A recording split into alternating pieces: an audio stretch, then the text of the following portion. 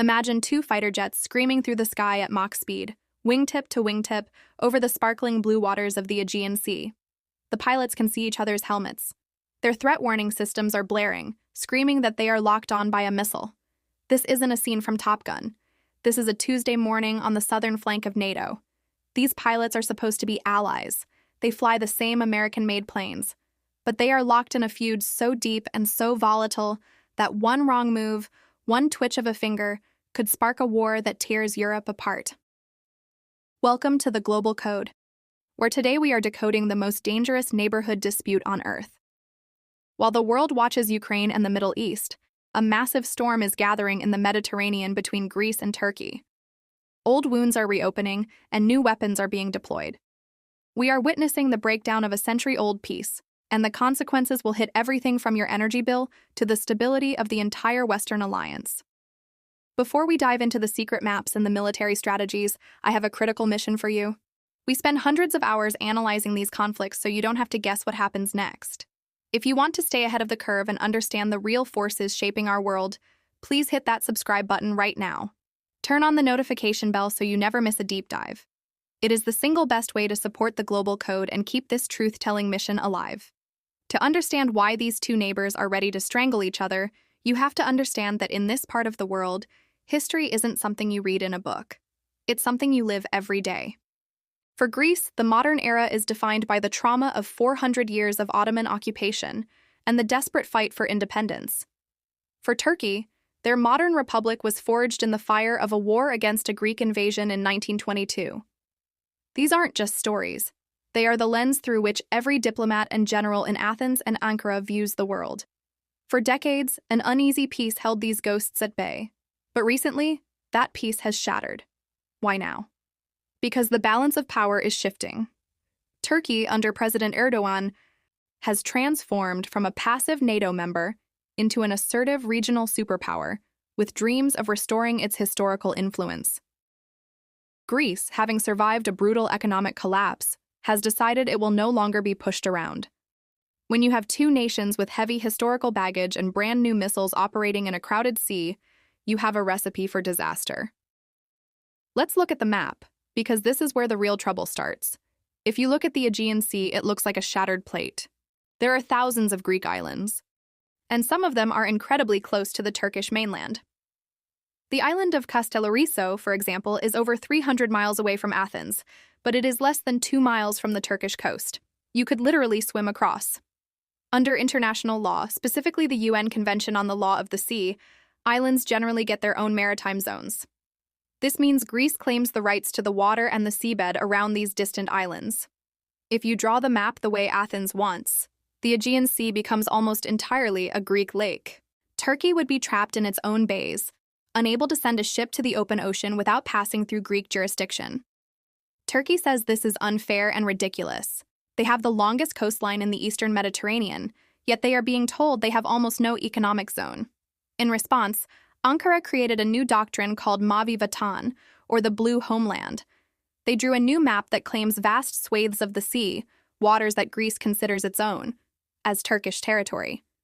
They didn't just draw lines on a map. They sent warships to enforce them. This is the core of the dispute. Greece relies on international law. Turkey relies on geography and power. And right now, those two things are crashing into each other. If historical hatred and messy maps weren't enough, let's throw in the ultimate accelerant: money. Massive amounts of it. Over the last 15 years, geologists have discovered colossal reserves of natural gas sitting beneath the floor of the eastern Mediterranean. We are talking about enough energy to power Europe for decades and break the continent's reliance on Russian gas. This discovery turned the region into a gold rush. Greece, Cyprus, Israel, and Egypt formed a club to drill for this gas and build a pipeline to Europe. The problem? They left Turkey out. Ankara watched as its neighbors divided up the sea and the riches, leaving nothing for the country with the biggest army in the region. Turkey's reaction was explosive. They sent their own drill ships, escorted by frigates, into the contested waters. In the summer of 2020, this led to a terrifying standoff. A Greek frigate and a Turkish frigate actually collided at sea. It was a miracle that nobody opened fire. But the message was clear.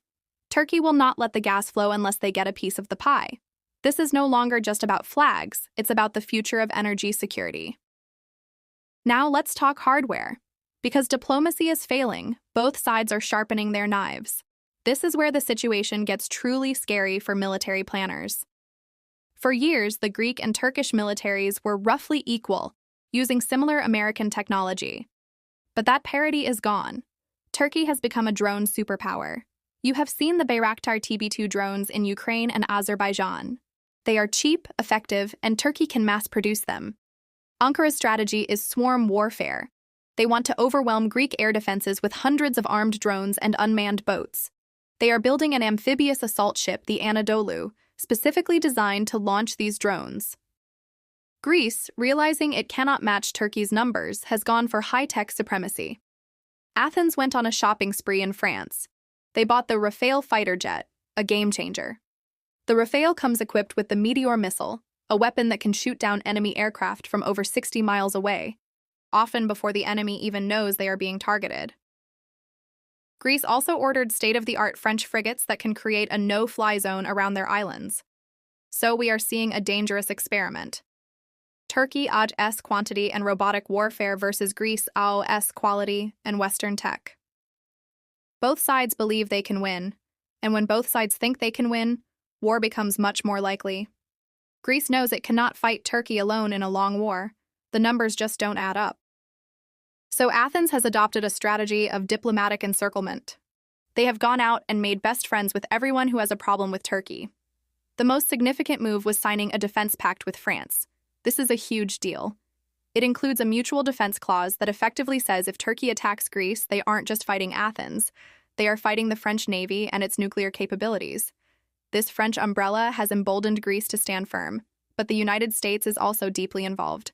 For decades, Washington tried to be the neutral referee, but recently the U.S. has tilted toward Greece.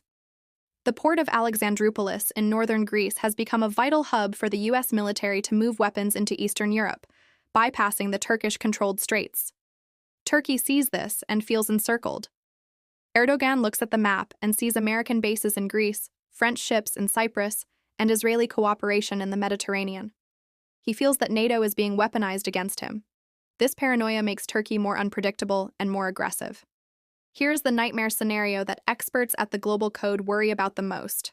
It's called the 12-mile limit. Under international law, Greece has the right to expand its territorial waters from 6 miles to 12 miles around its islands. If they did this, it would effectively close the Aegean Sea to Turkey. Turkey has officially declared that if Greece expands to 12 miles, it will be considered a casus belli, a cause for war. Not a diplomatic protest, but actual war. Greece says, we have the right to do it whenever we want. Turkey says, try it and see what happens. This is a gun loaded and pointed at the head of Europe. All it takes is one populist speech, one desperate politician needing a boost in the polls to pull that trigger.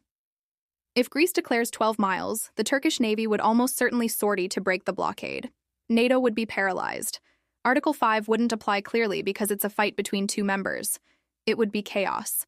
There is another weapon in this conflict that doesn't use gunpowder: people. Turkey hosts millions of refugees from Syria and the Middle East.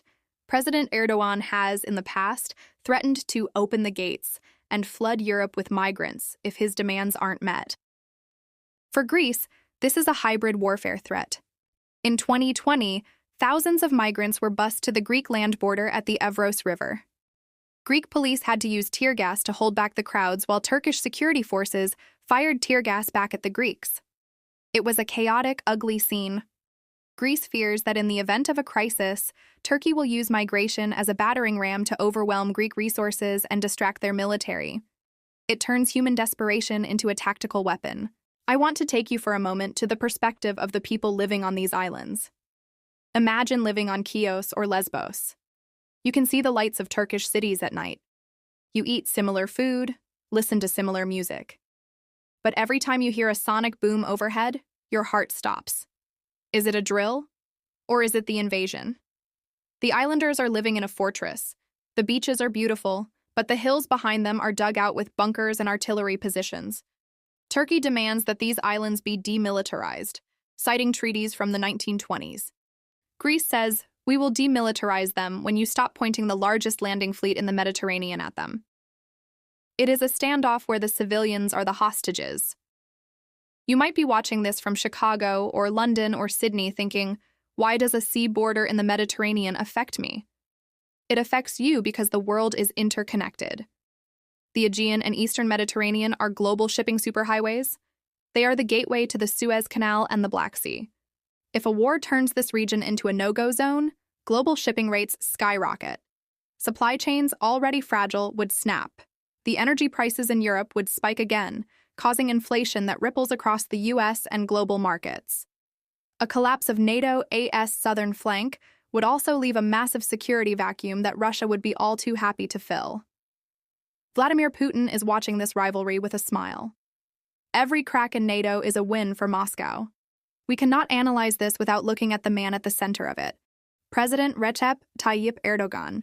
He is a survivor. He has reshaped Turkey in his image, but he is facing economic headwinds at home. Inflation in Turkey has been brutal.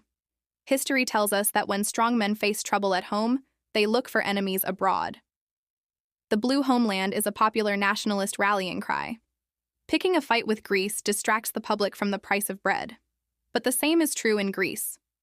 The government in Athens knows that standing up to the Turkish bully is a guaranteed vote winner. This nationalism trap makes de-escalation impossible. Neither leader can afford to look weak. Neither leader can be the one to blink first. Before the first missile flies, the war will likely start in the shadows. Both nations have ramped up their cyber capabilities. We are seeing constant probing of power grids, banking systems, and military networks. In a conflict, the first sign might not be an explosion, but a blackout in Athens or Istanbul, or a massive disinformation campaign designed to panic the population.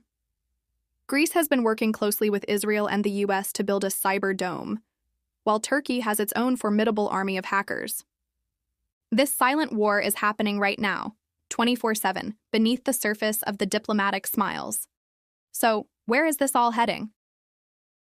At the Global Code, we see three possible futures. Scenario 1, the cold peace. The current tensions simmer but don't boil over. Both sides continue to spend billions on weapons they hope never to use. It's a waste of resources, but it keeps people alive. This is the most likely scenario, but it is fragile. Scenario 2, the accident. This is the Sarajevo moment. A collision at sea, a pilot error during a dogfight, or a rogue commander firing a shot. In the heat of the moment, with nationalism running high, leaders might feel forced to escalate rather than apologize. This could lead to a localized naval battle that lasts a few days before the US steps in. Scenario 3, total rupture.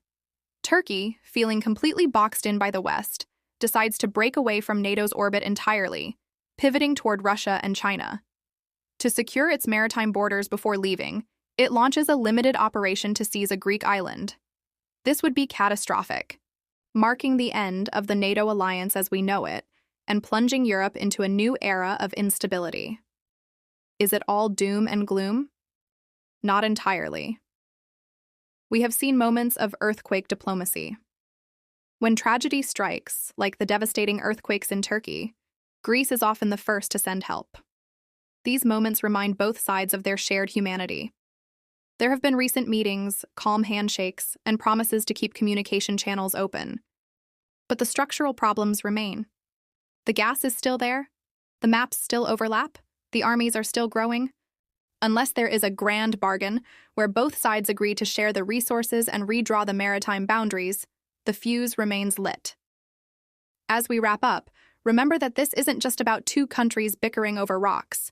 It is a clash between history and modern law, between the old world order and rising regional powers. It is a test case for whether NATO can survive the 21st century.